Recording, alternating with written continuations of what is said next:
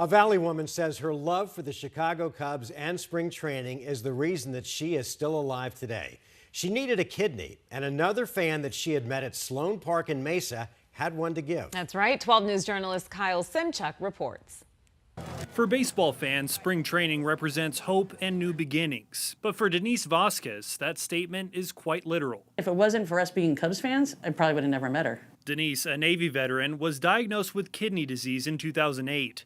Her love for the Chicago Cubs brought her to Sloan Park in Mesa a few years ago, where she met Kathy Weedley, a retired PE teacher. She's really friendly, really nice, super sweet, just really talkative. You know, some people, are kind of not.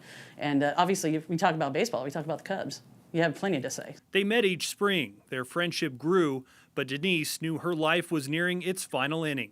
She needed a kidney transplant, but she'd have to wait in line. Nationwide, there is a little over 100,000 people on kidney transplant wait lists. Kidney transplants for a deceased donor roughly wait about 5 to 7 years here in the state of Arizona. Denise didn't have years. She eventually told Kathy about her situation, and without flinching, I told her, I bet I'll be your match. And she goes, well, do you mind applying? I said, absolutely, I'll do it. Kathy was a perfect match and passed all the testing required to donate.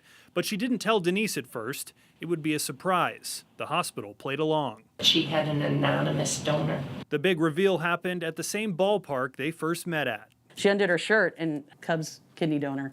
And I was like, oh, okay, because I was just reading the shirt, like, that's cool. She's like, no, she goes, I'm your donor. And I was obviously overwhelmed, hugged her, cried. Like I said, all my friends were there, and it was cool. The successful transplant took place in January at Dignity Health St. Joseph's Hospital in Phoenix. It was a big, healthy one.